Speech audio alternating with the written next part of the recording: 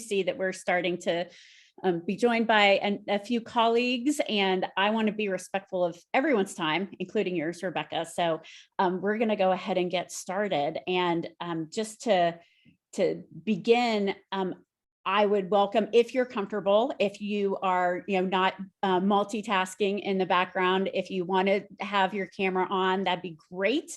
No pressure to do so. I know that Zoom can be exhausting, but we're going to make this a conversation tonight. So with that, I will start by introducing myself. I am Alison Griffin. I'm a Senior Vice President with Whiteboard Advisors. We are a social impact agency, largely operating at the intersection of entrepreneurship and innovation and public policy. And I co-lead our post-secondary education practice. I am based right outside of Boulder, Colorado, while our firm is based in Washington, D.C. I'm in the greater Boulder area and have had the pleasure over the last 2 years creating, I guess, more of a silver lining with our pandemic period, and had the opportunity to bring authors of books focused on higher education, post-secondary education, workforce policy and practice together with our audience, mainly in Colorado and the western part of the US.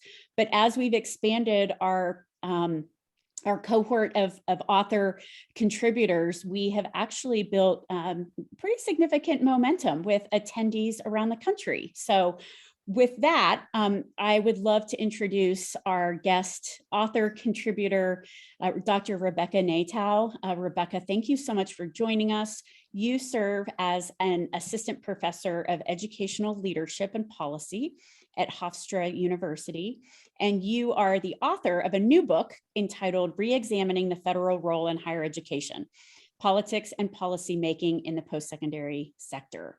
And I have found you to be an incredible higher education policy expert. You have an extensive background researching federal policies and regulations. And I know today you're going to spend some time answering a few questions that I have, both about some of the subject matter in the book, but also asking you to crystal ball a little bit, given what you have learned about the history of post-secondary education in this country. What might that mean as we look forward, particularly in the policymaking realm? So thank you again for joining us. I know you and I will spend the first portion of this conversation just doing some Q&A, and then I would invite our guests, participants, come with your questions. We want to, again, make this a conversation, a give and take. Feel free to put some questions in the chat or the Q&A, and I'll see if I can weave those into our conversation.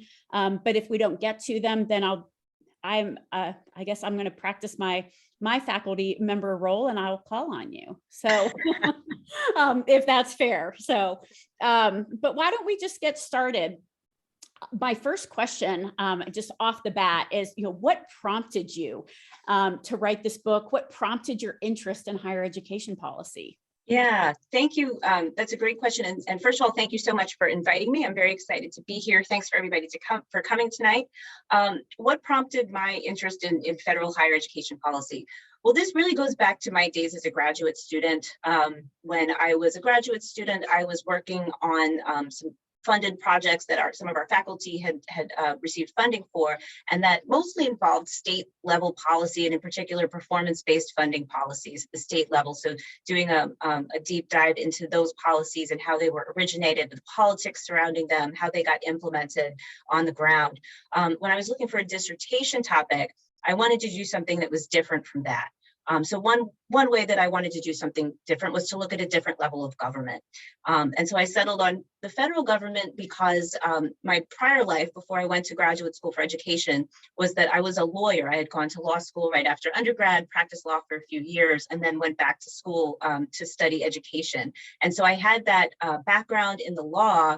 And so my interest in constitutional law and sort of the federal law of education was pretty prominent. So with that background and with the idea that I wanted to do something at the federal level, started thinking about what could I do for my dissertation? What could wind up being my dissertation topic? And I noticed, I was doing some reading of current events in higher education policy, and I noticed that there was something called negotiated rulemaking. And I didn't know a whole lot about it at that point.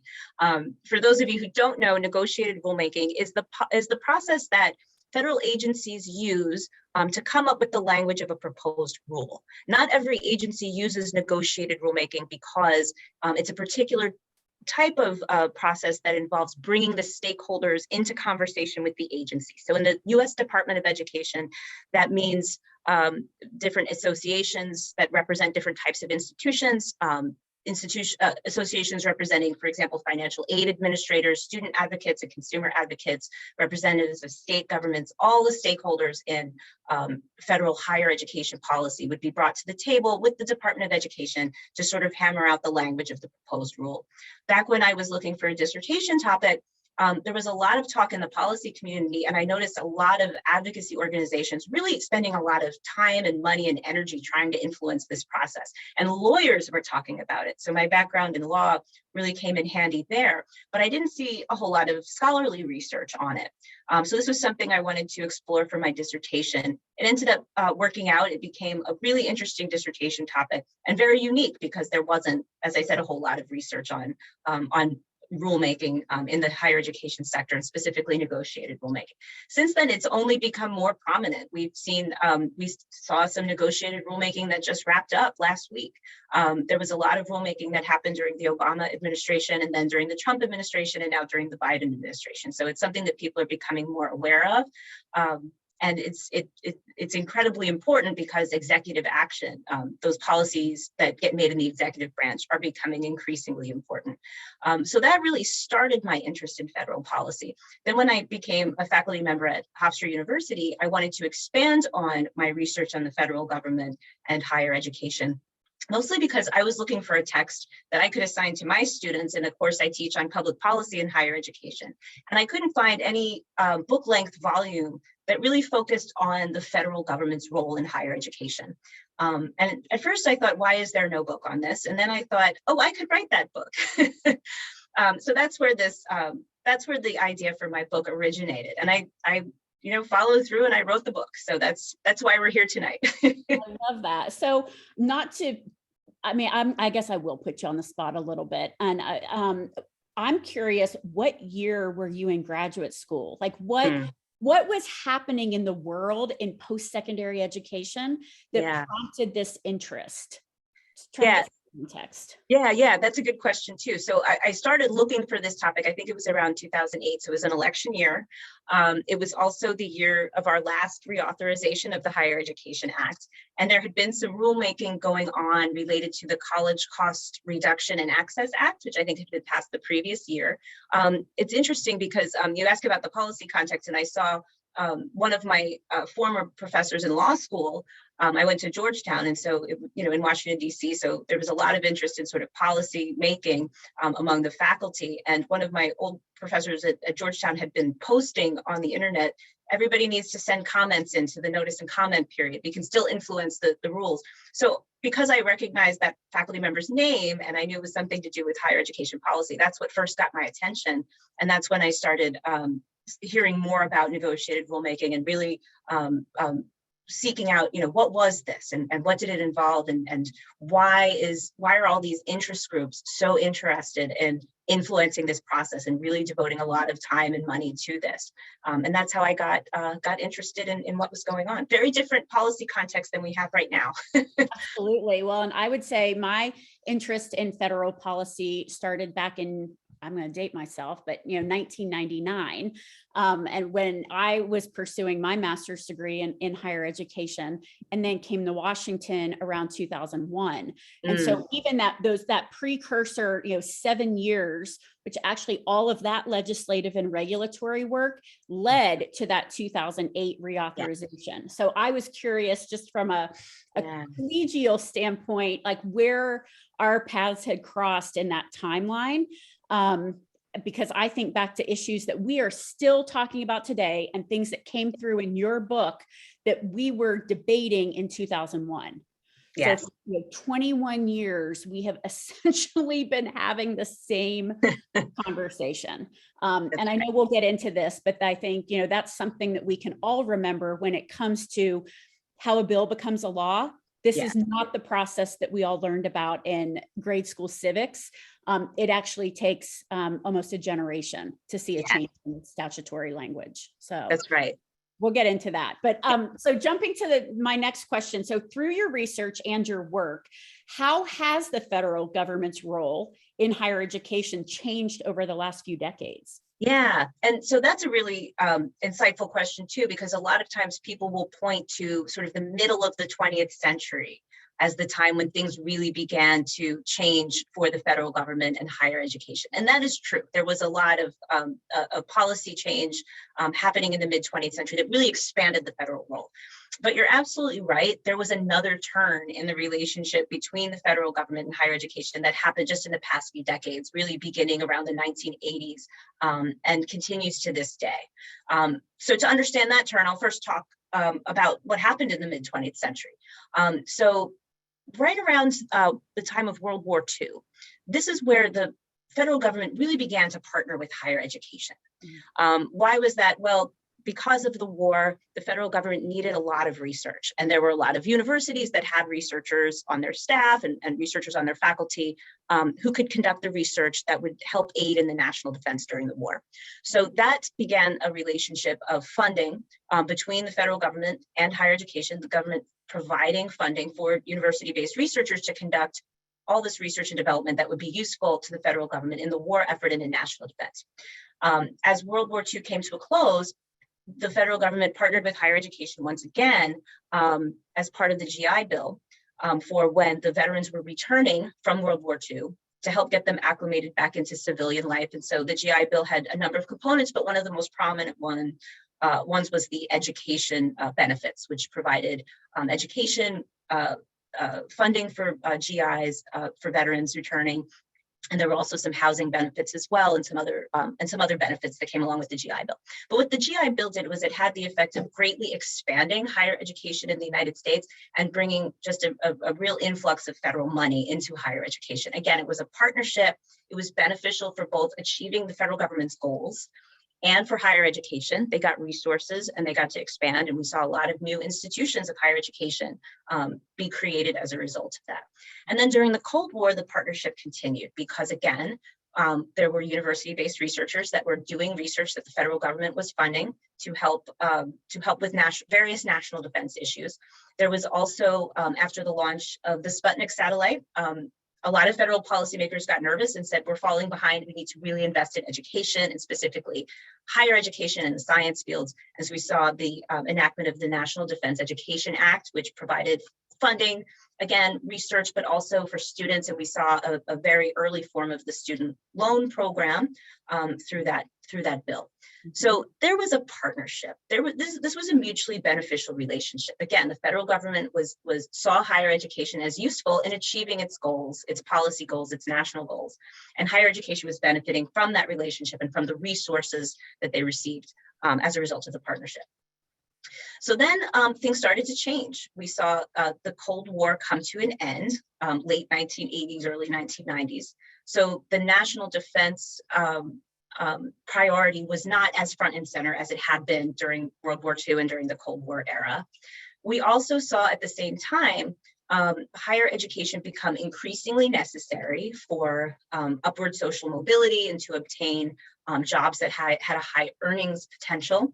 And there was also just a national mood at the time that became more skeptical of public agencies and what was happening with federal dollars, with taxpayer dollars. So there was just more scrutiny on, what's happening to this money. We want to make sure that the agencies and the organizations that are receiving the taxpayer dollars are actually putting them to good use and not wasting them. So it was sort of that confluence of context that led to a change in that relationship. And so it became less of a partnership and more of an accountability relationship, the federal government wanting to really scrutinize what is higher education doing with this money. At the same time, I mentioned higher education became more necessary for upward social mobility and sort of the financial and social benefits that come along with getting a post-secondary education. So the public began to view higher education not as a public good, where you have a highly educated populace, and that's good for all of society. Less in that perspective and more in the perspective of it's a private benefit. The student who goes to college is getting, the benefit from receiving higher education. So that again fed into the perspective that this is not something that we should be spending our federal dollars on unless we can scrutinize that it's actually, we're getting a good return on investment, and the money is being used in a good way and being used efficiently to achieve the goals that that the students who are attending higher education are hoping to achieve. At the same time, the price of college grew astronomically. So in the 1980s, early 1990s, there were cases of student loan debtors who were defaulting on their student loans. Some of them were, high profile cases. And so there was, again, this relationship of accountability. We want to make sure that if these institutions are getting students into debt and are taking those federal dollars, that the students are in a position to pay off those loans and not default on them after they graduate from college.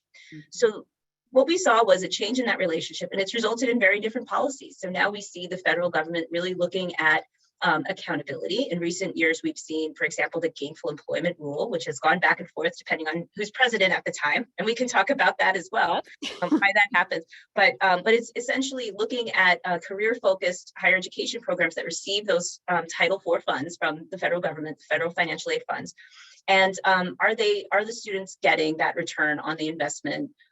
So it's really about accountability for those career-focused programs, mostly in for-profit higher ed, but not exclusively, also in some nonprofit and public institutions as well. The borrower defense to repayment rule was another one. If institutions were found to have misled the students and getting them to take on the student loan debt, the students might have a defense to repaying those loans. So that's another one that's come out and has gone back and forth depending on the presidential administration, but it's another one that has come out in recent years. So there's much more of a focus on accountability right now, and much less of that partnership where the federal government and higher education have those shared goals. Absolutely. Thank you. That is such a rich and important history. I appreciate you walking through that. And I can imagine that just even that snippet of an answer will be helpful, not just for our audience today, but for those who are tuning in later to really understand what's happened over the last few decades. So I'm going to shift just a little bit, and you alluded to it in your answer, but we often talk about the triad. So the states, the federal government, our accrediting agencies. How does that triad work together? And where has the triad actually clashed in recent past? And I don't know, maybe does this clash potentially require a reevaluation of that triad? Yeah, really great question. So the triad, as you said, is made up of three components. There's the U.S. Department of Education, representing sort of the federal government component there. There's the state governments, and then there's the accreditors. And the purpose of the triad is basically, they call it the program integrity triad. And the purpose of it is to make sure, again, that higher education programs that are receiving those student financial aid funds have a solid program. They have a program that is going to meet standards at the state level and meet accreditation standards. They're not participating in any activities that could be seen as defrauding students, and they're producing an education that the students can actually use, and that they'll be able to get a job when they finish, be able to pay back their student loans. They're getting a return on their investment. So it's that accountability that you see coming to the fore with the triad. Interestingly, the triad has existed since the very beginning of the Higher Education Act back in 1965, but it was really strengthened in 1992, in the 1992 reauthorization. And again, that's falling in that time frame that I was talking about, where things really began to turn into a relationship of accountability. And what's been interesting is the triad has not worked so efficiently, certainly not as efficiently as Congress has maybe intended when it first really strengthened the triad in 1992. What happens is that, for example, the states are a component of that. They're a component of the triad. Well, we've got 50 states, and every state has its own standards for authorizing higher education institutions. Some of those standards are really rigorous. I did another study where I looked at state authorization policies, and some states require so much from institutions to get authorized in the state. Others don't require that much at all. It's more of a pro forma matter. So there's a great discrepancy between what states are going to even require for their part of the triad. There's also a question of the accreditors and who's holding the accreditors accountable. And so there's been a lot of talk in recent years about how the Department of Education can hold the accreditors themselves to high standards. And there's also been a reluctance, quite frankly, of any component of the Triad to really hold institutions to any sort of sanction, any sort of severe penalty if they are falling below the standards. There's just been a reluctance. Nobody sort of wants to go first. Can I challenge you on that? I feel like that's accurate in the nonprofit context.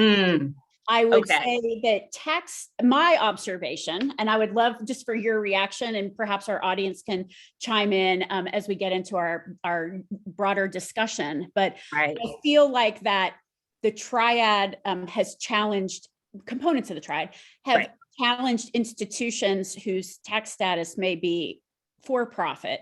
Applying those same principles, granting some degree of parity of those principles to the nonprofit sector may not be as equal as what we've seen in the for-profit context.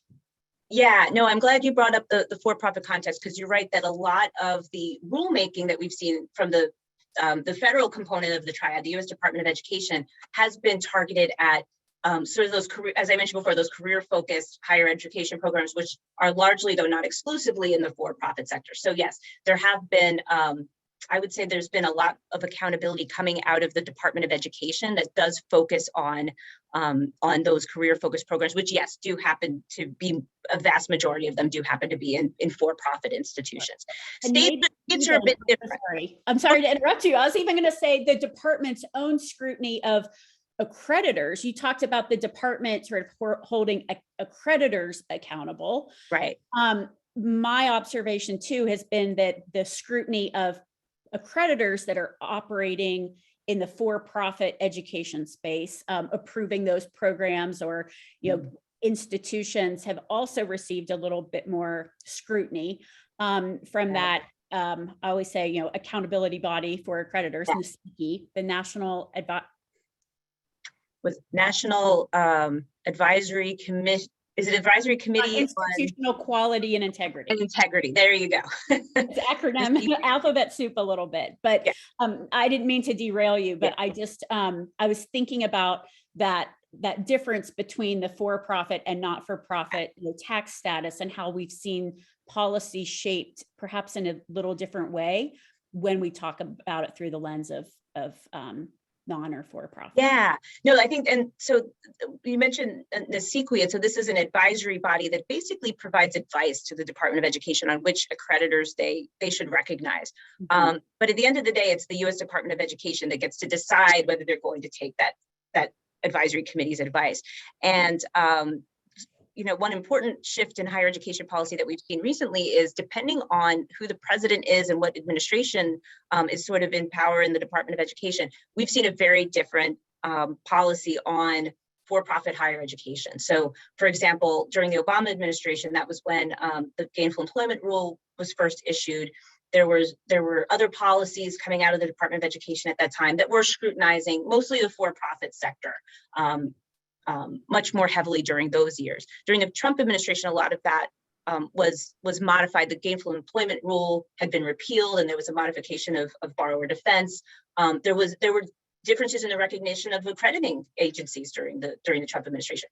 And now we're in the Biden administration, and we're seeing more of a going back in the direction that the Obama administration had been, with more scrutiny of the for-profit sector. So I do think what I was going to say before was, like, the states are different. Some states are going to have different standards for profit institutions. Some states are going to hold all institutions to the same standard. So it's really a mixed bag with the states. But with the federal government, I do agree that depending on which presidential administration is in power, you're going to see the policy that is coming out of the Department of Education reflecting the president's view on for-profit higher education and those career-focused higher education programs. Absolutely. And perhaps we can save this discussion too for our exchange with the audience, but it just makes me think about this budding discussion around learners and talent and connecting education and employment. And while that is not the sole purpose of post-secondary education, it seems like that's becoming more of a focus for policymakers. But we're bumping up against now that that accountability, right, of providers that have largely played in that space, in that career and technical education training, job preparation, labor market preparation.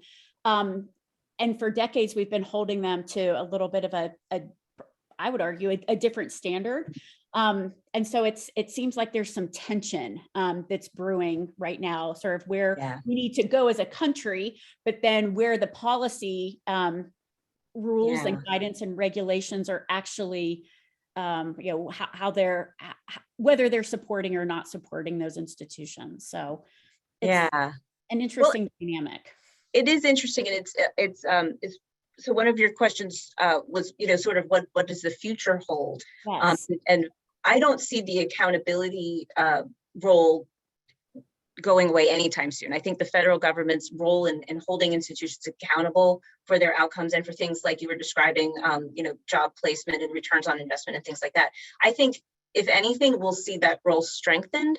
And I do expect that it will expand beyond the for-profit sector, at least more so than it has right now. I do think the federal government will be more willing to expand those accountability policies and cast like a broader reach across different sectors of higher education in the future.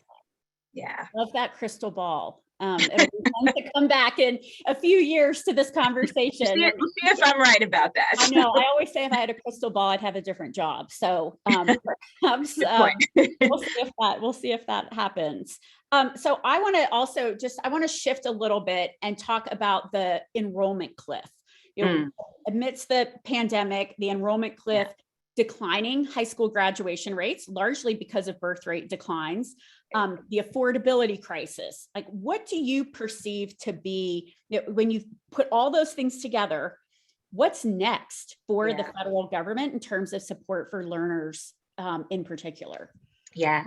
So I think, as I mentioned just a moment ago, I think accountability is a big part of that. I think the federal government will sort of strengthen its accountability role, will continue to scrutinize higher education institutions as the cost of college education continues to increase.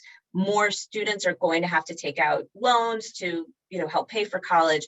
And that's just going to strengthen the federal government's role in oversight and in accountability. So I definitely think that's a big part of it. But another part of it, which is related to accountability, and you said it just a moment ago, is the issue of affordability.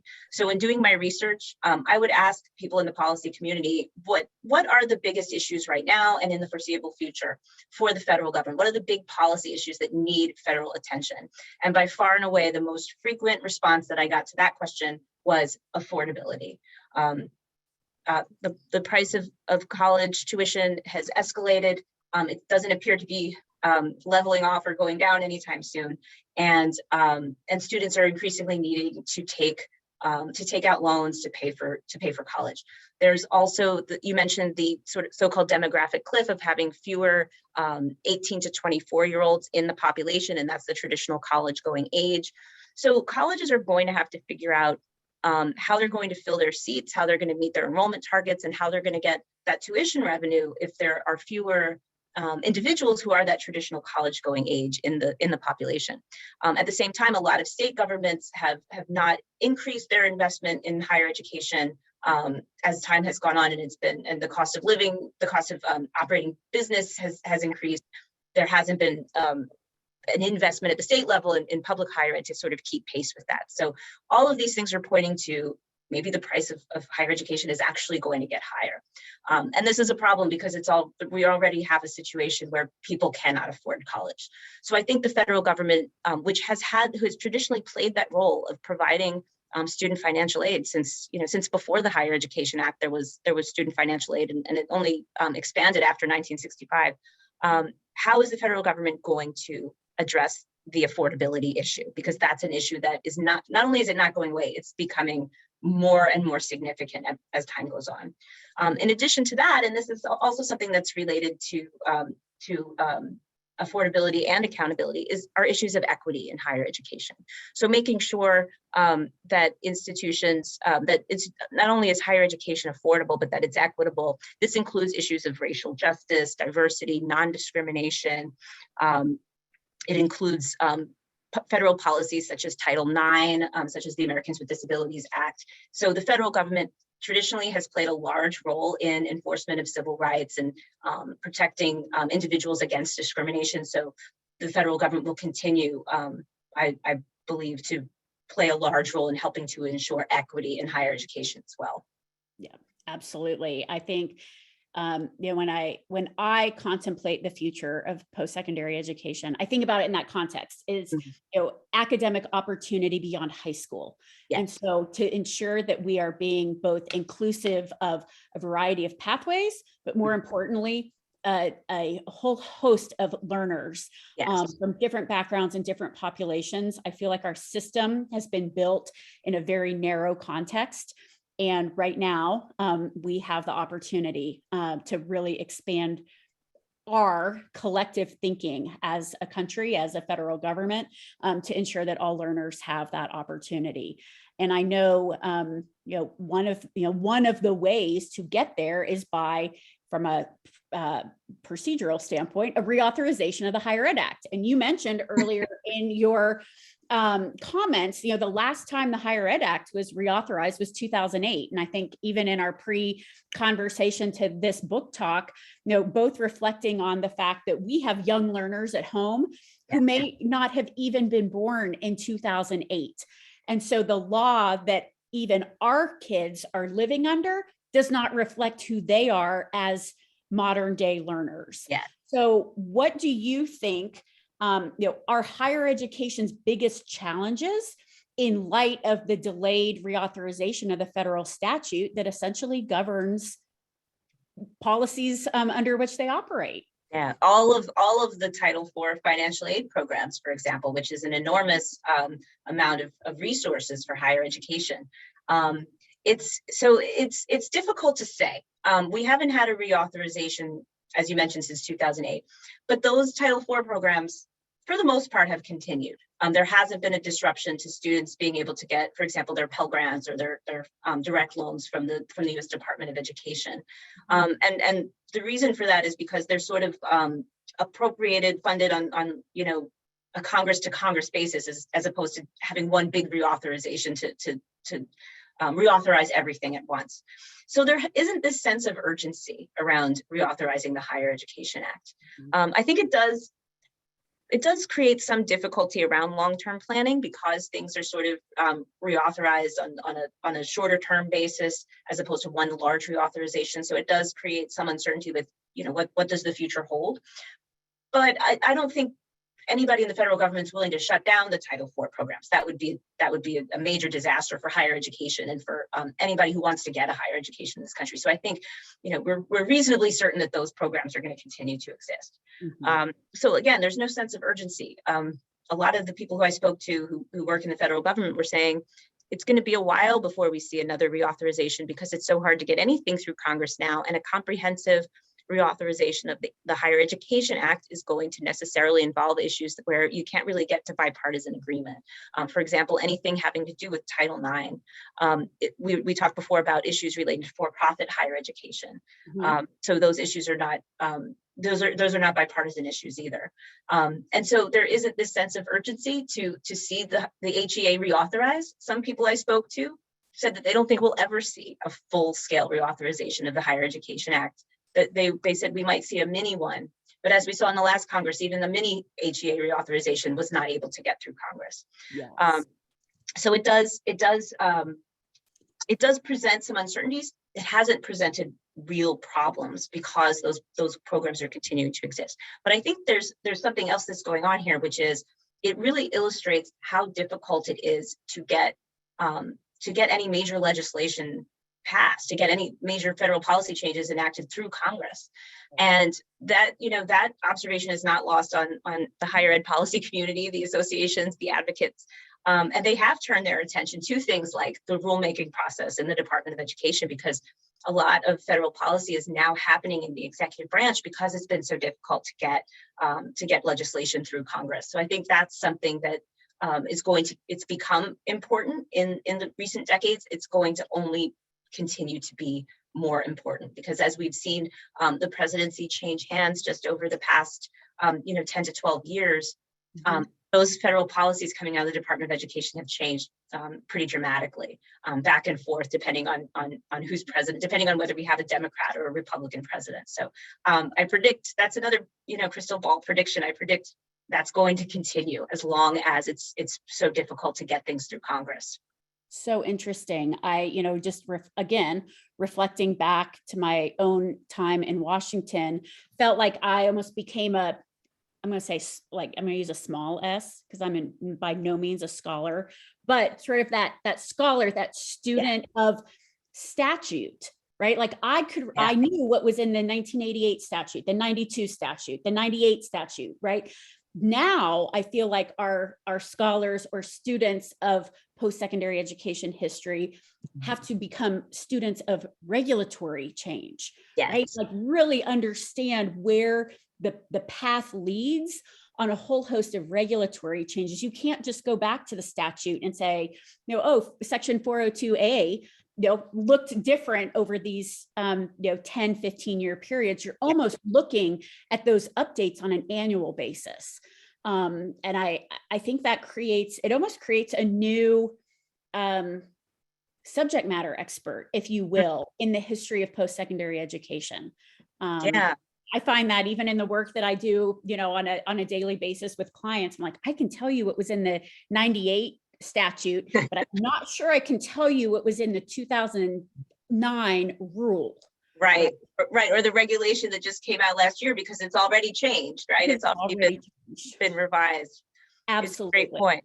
Yeah, absolutely. Well, I'm going to pause. I just put in the chat that we were going to open up for questions from the audience, and no pressure, but I imagine some of you over the course of the conversation between Rebecca and me have had a couple of questions pop up. So I want to give the time to the audience. If you have a question, feel free to take yourself off mute. You're welcome to come on screen and ask your question. Know that I have a number of other questions lined up, but want to certainly make this a give and take.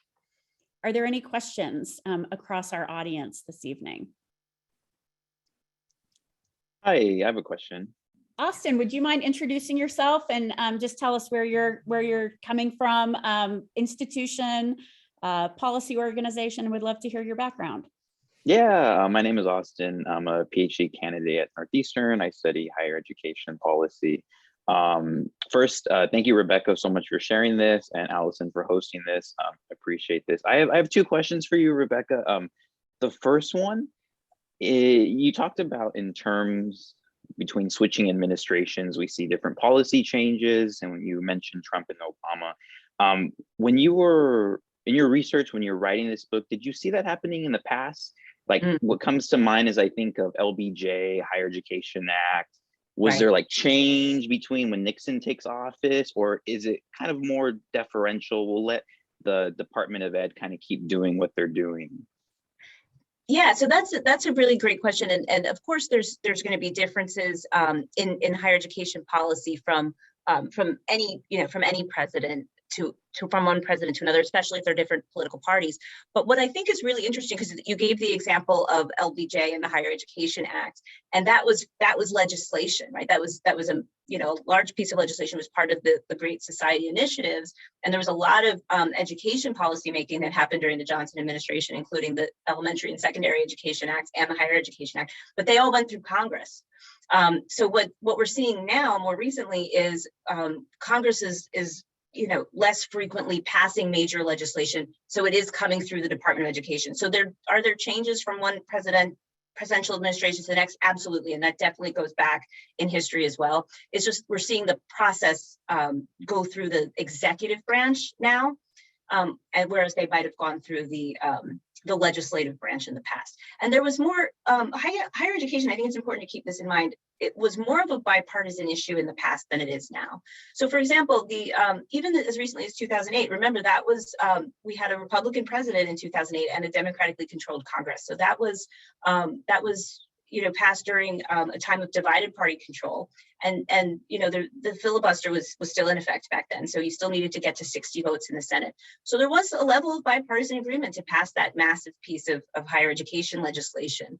It's the last time it happened, but it did happen, as recently as 2008. So I think that's an excellent question. Yes, there's policy change from one president to the next, absolutely. But the process now it's happening through the executive branch much more so than in the past when it did happen more often legislatively.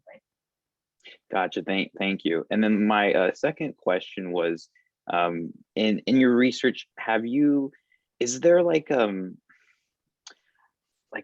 big focal point in terms of the federal government has done something in higher education and schools have to kind of respond? Because when we talk about at the elementary level, we think of No Child Left Behind. And right now I'm teaching an education policy course. It's just focused at the K through 12 level.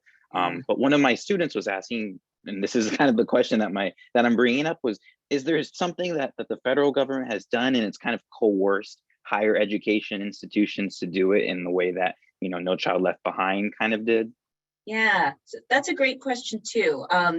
I don't know if I can think of an exact analogy to No Child Left Behind, but I will say this: higher education is responsive to all of these federal policy changes. So when, for example, the gainful employment rule was issued first back in 2010, there was a moment of especially in the for-profit sector, but again, some of the programs at nonprofit and public institutions had to respond to that regulation as well. So there was a moment of, we need to figure out, what does this mean for our institutions? What are we required to do under the law? Something like the guidance that was issued under Title IX, the Dear Colleague letter came out during the Obama administration.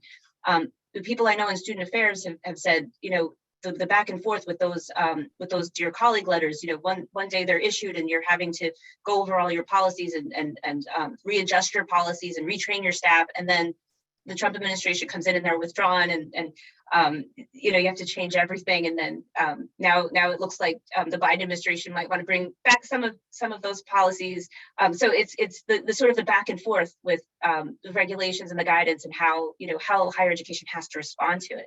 I think during the pandemic there was a policy that going into the fall of 2020 semester, there was almost a policy that international students would have to take their courses in person, or at least one course in person, in order to maintain their visas. That was something that higher education responded to very quickly and very strongly, and got the Trump administration at the time to walk that back and not issue that policy. So I will say any sort of policy change is going to get a big response from higher ed, especially at the federal level. So I just had an epiphany moment, because I think my questions were, I'm thinking in terms of legislation so much, and I need to start thinking in terms of executive orders or rule changes. And then when you said the Dear Colleague letter, I'm like, oh my goodness, why didn't I think of that? Yep. Yeah, and the thing about the Dear Colleague letter is that's not even a regulation. That was guidance, right? So they didn't have to go through. We talked a bit about the rulemaking process and all the procedures you have to go through, and negotiated rulemaking, bringing people to Washington to negotiate the language. For guidance, the Department of Education just has to issue it, and technically it's not binding because it's guidance. But remember, these are your regulators that are issuing the guidance, so they're the ones who get to interpret the regulations. So you would be wise to pay attention to them. And yes, they do change from one presidential administration to another. So thank you. Yeah, thank you for the question. Yeah, great questions. Do we have other questions from the audience for Rebecca, or comments? Jumping in and having an exchange on some of the things that we have talked about. Let's pause for a second. Okay, so I have a question that perhaps I didn't share with you in advance, so I will put you on the spot a little bit, Rebecca. But as you think about, over the course of your research and your walk through history, if you could, with a magic wand, undo something that is currently in statute, what would it be? Yeah, well, so let me say this, across statute or regulation or a Dear Colleague letter, if there was something that you could just wave a magic wand. You don't have to, sort of bow to the will of Congress or the administration. You could just automatically undo. What would it be? Wow. Yeah, that is an excellent question. And, it's something that I want to be careful with, because one of the things that I've learned as someone who researches higher education policies, there's always unintended consequences of everything. So, so I always want to be mindful of policies that might be creating problems for higher ed, whether it's creating more bureaucracy, creating more work, more paperwork, more work for a limited capacity staff, people who are already doing the jobs of like 2 or 3 people. Now they have to do the jobs of 4 or 5 people because these new regulations came out. But the reason I'm hesitating to answer the question is because there's reasons that these policies are being enacted. And so yes, they might be causing problems in terms of implementation, and nothing is ever implemented the exact way that policymakers envision. But there's also a reason behind the policy. There's always a reason for it. It's not just to make people's lives difficult on the ground, the street level bureaucrats, so to speak. There's a reason behind it. So it's really hard to answer that question, because I do think there's some policies that in retrospect, oh gosh, we should undo that one. And it's interesting just because Austin mentioned no child left behind, but there was a lot of positive things that came out of that policy as well. And there's a lot of, I think, positive and negative that come out of any policy. So I don't feel like I'm answering your question, but that's it's okay. Well, really mindful of both the positives and the negatives when it comes to federal policies. I think that is absolutely a fair response. And maybe I'll flip it and say, if you had the opportunity to pen a clarification or a new approach to a policy that is currently on the books, where might you direct your energy? Yeah, that's an excellent question too. And I think along the lines of affordability being a major policy concern for the federal government and all the implications for higher education equity that comes with the affordability issue, I think I would definitely want to take a look at policies that provide financial aid grants to students. So for example, the Pell Grant. There's other smaller federal grants that are out there. They're not as well known as the Pell Grant. They're often not funded. A lot of them are not currently funded. And I would want to see if there was a way that we could fund those currently unfunded grant programs and maybe even increase the size of them. Because I know from the research that low income students, first generation college students, they're not likely to want to go and take out student loans. But they would perhaps qualify for the Pell Grant or for one of these other federal grants that don't need to be paid back like a loan does, and that might expand opportunity in higher education. So as we see the cost of living increase, we see the price of higher education increase. Right now, we're seeing the price of everything increase, right? And the amount of funding that's directed to the Pell Grants and to other sort of financial aid grants don't really keep pace with that. So I would like to see taking another look at those programs and seeing if perhaps there's more we could do to keep those funded and to increase financial access to higher education. Excellent. Thank you. Didn't mean to put you on the spot. No, it's a great question. To think about that. I have one final question, but before I turn to my final question, does anyone else have a question for Rebecca? Okay, we'll leave the chat open in case you change your mind. But we started off this discussion about what really prompted your interest in higher education policy, and I even reflected briefly on my own career path. I can tell you when I was 12 or 15, certainly never aspired to work in higher ed policy, but we do have young professionals, both on this call. We're going to have young professionals listening in at a later date. What is your advice to those who want to move or be more involved in federal higher education policy? Yeah, well, first of all, definitely get involved. Definitely get involved because the federal government policymakers, they will respond if they see a lot of advocacy around an issue. If they're hearing from their constituents, there's going to be a response to it. They're not going to ignore a lot of policy advocacy. Definitely get involved and make your voice heard. So one piece of advice I would have, because collective action and policy advocacy is very important, take a look at the work that's already being done by, for example, associations that are active in Washington, D.C., other advocacy groups. There's so many out there right now that I think you'd be hard pressed to find no advocacy group that isn't already doing work around the areas that you are interested in. So take a look and see what work is already being done. Find out how you can get more involved in those associations. Some associations will have what they call a lobby day or a Capitol Hill day or something like that, where they invite some of their members to go down to Washington, D.C., speak with legislators at the state level as well. I know here in New York, we do have some associations that get people up to Albany to speak with our state legislators. So get involved in ways like that.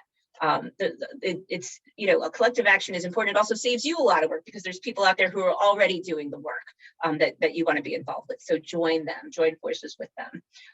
A related point is that it's important to cultivate good relationships with people in the policy community. So attend events that perhaps your member of Congress or your state legislator is attending, and constituency events where you can go there and speak to them and make your voice heard, let them know what's on your mind. Again, joining these associations that already have these working relationships with policymakers is another way to cultivate those good relationships with people in the policy community. And third, take time to really learn how the policymaking process works. So when I first started looking at negotiated rulemaking, so many people were just not familiar with it. They never heard of it before. They didn't know what it was. They didn't know how they could be involved in it. And so take time to figure out, what are the different ways that we can influence policy, whether it's at the congressional level or at the Department of Education level or at the state level, right? Figure out what it is that you want to see happen. Where in government are they making policy in that area? And then how does policymaking work in that particular branch or that particular sector of the government? So learning about government and how policy gets made and how you can be an effective advocate is another recommendation I would give. Finally, as somebody who conducts research and someone who works in higher ed, I'm a big proponent of people learning about how to conduct research and how to conduct assessments. A lot of times, not always, but often, having data with you when you go and speak to your legislator or your policymaker can be a persuasive argument. If you could say the research shows, this kind of policy is going to benefit students, or it's going to, increase positive student outcomes in higher education institutions. This particular funding for this particular type of intervention is really going to work, and it's going to get us where we want to be in terms of colleges and college students and student outcomes. That's persuasive. Policymakers like to have studies that they can just point to and say, hey, this is evidence-based policymaking. So learning about how to conduct those studies and how to understand them and how to present them to policymakers, I think it would be another very useful skill. Fantastic. I will say your fourth point of advice resonates the most with me as a former Hill staffer. Having worked for a member of Congress, I would just add, make sure the member of Congress has that study, the research that you've been doing, that evidence-based work, but also make sure the staff gets that research, because oftentimes, little known secret, I always say our country is run by people under the age of 35. Because you have all those staffers who work for members of Congress, for our House representatives, for our senators, for our committees, who are fresh out of college, perhaps graduate school. They may be expert in one topic, but their portfolio includes many, many issues. And the more they can connect directly with individuals who are doing research, subjects that they're responsible for staffing their boss on, the better. So don't forget the staffers. They're actually the key to making sure the member gets the information. So Rebecca, that is such a powerful piece of advice. Yes, and thank you, Alison, because you just reminded me of another piece of advice I have, which is meet with the staffers, meet with your legislative staffers, your congressional staffers. I interviewed people who were congressional staff when I was researching my book, and they told me, it makes me so sad to know that people think that, we don't want to meet with them. We definitely want to meet with them. We want to hear from the people who work on the campuses. We want to hear from the students. Talk to the staffers, because as Alison said, they're the ones who are doing a lot of the work, and they are willing and happy to meet with you. They want to hear from you. So absolutely. Yes. Oh my gosh. Such powerful advice. Thank you so much. So I know we're coming right upon time, and I would love, Rebecca, for those who have not yet read the book, they just got a Cliff Notes version, but I will step in and say you all must read Rebecca's book. She touched on a handful of key themes and topics.